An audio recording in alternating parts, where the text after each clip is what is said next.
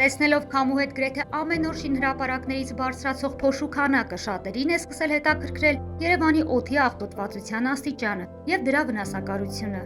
Նախ հարկավոր է տարբերակել փոշու տեսակը։ Ըստ Առողջապահության համաշխարհային կազմակերպության տվյալների, մարդիկ մեծահատիկ փոշին կարողանում են փռշտոցի կամ հազի միջոցով հեռացնել օրգանիզմից, իսկ մանրահատիկ փոշին վտանգավոր է, այն շնչուղիներով կարող է հասնել մինչև թոքեր։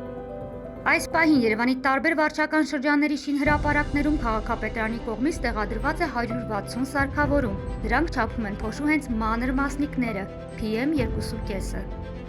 Մեր նկարահանման պահին ըստ պաշտոնական կայքի օնլայն թարմացվող արդյունքների PM2.5-ի միջինացված ցուցանիշը 62 էր։ Գտնվում է չափավոր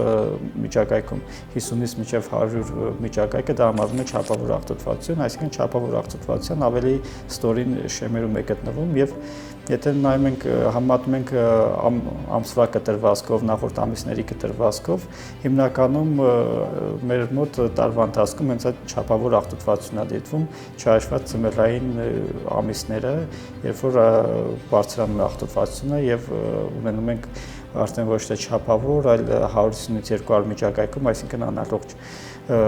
աղտոտվածություն։ Բայց արդյոք դրանց այդ պահին չափավոր լինելն արդեն խոսում է անվտանգ լինելու մասին։ Օդի աղտոտվածությունը հասկանալու համար հարկավոր է մշտապես եւ պարբերաբար հետևել չափման արդյունքներին, քանի որ այդ պահի տվյալները չեն կարող տալ լիարժեք պատկեր։ Փոշին մտնում է մեր աչքերը։ Վտանգավոր է արդյոք թե ոչ։ Կամ հաճելի է արդյոք թե ոչ, այսինքն վտանգները կարող են լինել տարբեր։ Երբ որ խոսում ենք վտանգներից կամ ռիսկերից, բնակչության մոտ տենց սխալ պատկերացում է լինում, որ հիմա փոշին դուրս եկավ, մենք պետք է շնչենք ու մեռնենք, այդ ժամանակ նոր վտանգ կա։ Ոչ, ընդհանրապես շրջակա միջավայրի աղտոտիչներ եւ ոչ միայն փոշին համ աղտոտիչ է, համ տրանզիտ միջավայր, այսինքն փոշու մեջ կան ծանր մետաղներ եւ այլ աղտոտիչներ, որոնք նույնպես կարող են ազդեցություն ունենալ մարդու օրգանիզմի վրա։ Դրանք կուտակումային էֆեկտ ունեն։ Այսինքն դու ամեն օր խնդիրը նրա մեջ է, թե դու ինչ բարբերականությամբ եւ ինչ ծանրաբեռնվածության տակ ես ապրում։ Երևանն աշխարհի մասշտաբով այն յուրահատուկ քաղաքներից է, որն ունի շրջակա միջավայրի քիմիական կազմի ուսումնասիրության մոտ 40 տարվա հետազոտական տվյալներ։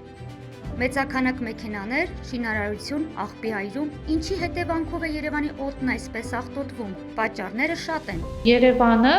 այդ ծանր մետաղների կամ գիտական լեզվով ասած պոտենցիալ տոքսիկ տարրերի հարուստ է երկար տարիներ, ոչ բնական ճանապարհով, այլ հիմնականում անթրոպոգեն ճանապարհով, որտեղ խորհրդային տարիներից Երևանը արդյունաբերական քաղաք է, բացի մշակութային եւ մայրաքաղաք լինելուց, այստեղ կենտրոնացված է միշտ բնակչության 30%-ը եւ ավելին, այսինքն տրանսպորտային հանգույց է,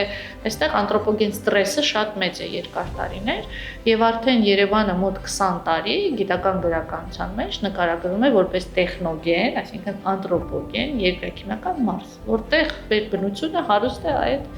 ծանր մետաղներով, աղտոտիչներով։ Երեկոյան ժամերին, քանի որ մենք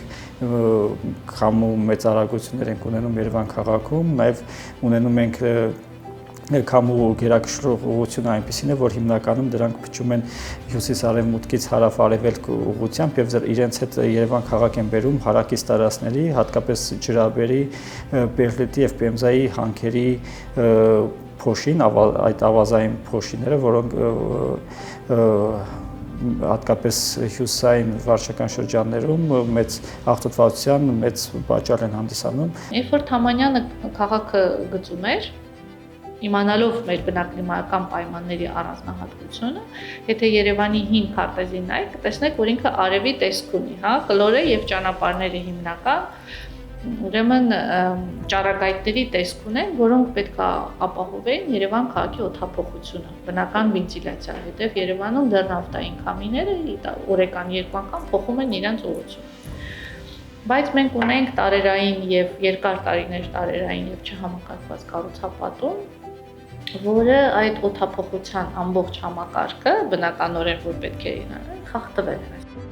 Երևանում ոչ բոլոր շինհրապարակներում է պահպանվում շինարարական նորմերը։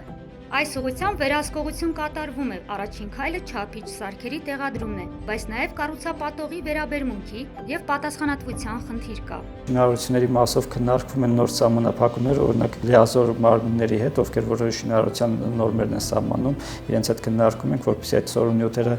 պահանջ լինի պահպանել պարկերով, ինչպես նաև շինհրապարակի տարածքը շինարարության ժամանակ խճապատված լինի, ոչ թե բաց գրունտ լինի կամ ավազային շերտ լինի, որը քամիների ժամանակ այդ ավազը կբարձրանա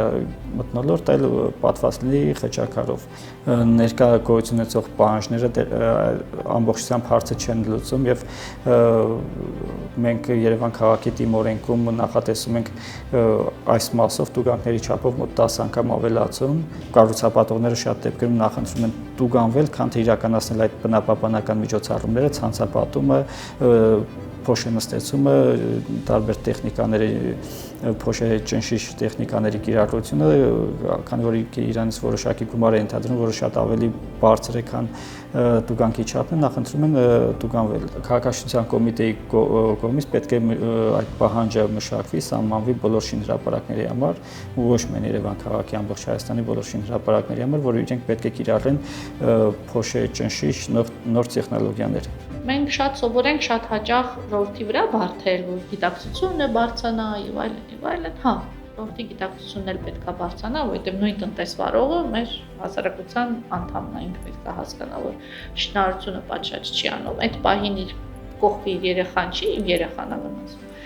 Հա, այդ խնդիրներն էլ կարող ունենանք, բայց եթե մենք չկարողանանք բնակչությանը տանել այդ ուղղությամբ, այսինքն ոչ թե իմ համար լավ օրինակը զարմանալի լինի, այլ վատ օրինակը զարմանալի, որ մենք ունենք, չգիտեմ, 100 շինհրապարակ, 99 լավն են, մեկը վատ։ Մեր մոտ հակառակն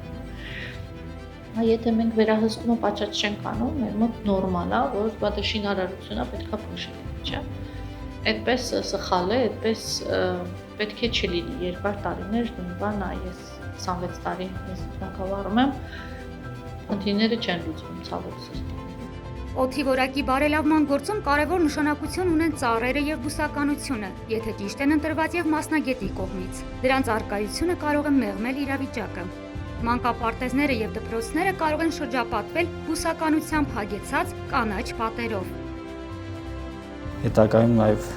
փոշու աղբյուր կդառնա, այնքան ավելի նախատեսությունը ցածր կլինի։ Հիմա քննարկվում է այդ պահանջը, նվազագույն պահանջը սարքել 50%, այսինքն նոր կառուցապատողները, որ ստանան արդեն նախագծման թույլտվություն, իրենք իրենց տարածքի կեսից առնվազն կեսը եւ ավելը պետք է նախատեսեն որպես կանաչ տարածք հետագայում։ Որովհետեւ մեկ ճիշտ ընտրված ծառը կարա եւ ճարտարապետական նշանակություն ունի, եւ հով լինի, եւ ունենա նաեւ ֆիլտրացիոն հատկություններ, այսինքն կարողանա ոչ միայն ապրի այս բնակլիմայական պայմաններում, այլ կարող է գոյատևել նաեւ այդ փոշու եւ մյուս էկոլոգիական պրեսի տակ։ Այսինքն կանաչապատումն էլ չի կարա սահմանափակվի ծաղիկ տնկելով եւ ջրելով, դա պետք է լինի ուրեմն համակարգված։ Արմինե Բրսոյան, Վահան Գուլոյան, Արմատ մեդիա։